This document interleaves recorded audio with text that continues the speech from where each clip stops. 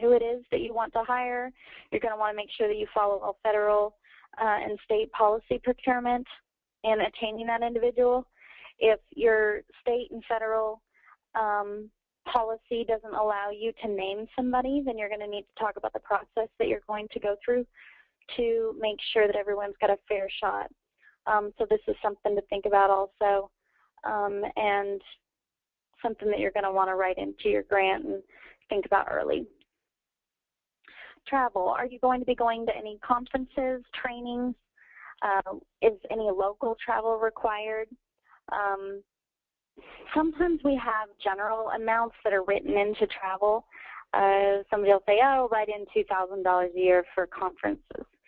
And it's not the best approach. So let's talk about which conferences. Let's talk about when they are. Let's talk about how much your plane ticket's going to cost. Let's talk about what the per diem rate is in that city. Let's talk about, you know, how much rooms are going to cost in that area. So really get down to the details.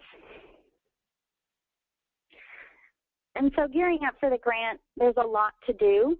You don't want to be discouraged, and remember, you can always change things later.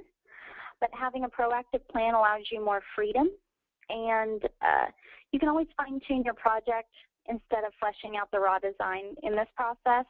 And so that's why it's best to start early, gear up early, and then you can pay attention to the details later on.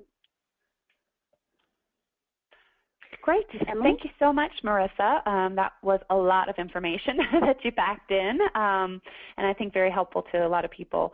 We do have some questions that have come in, but before we get to those, we're going to let Scott Hyland with Resource Associates talk for just a minute.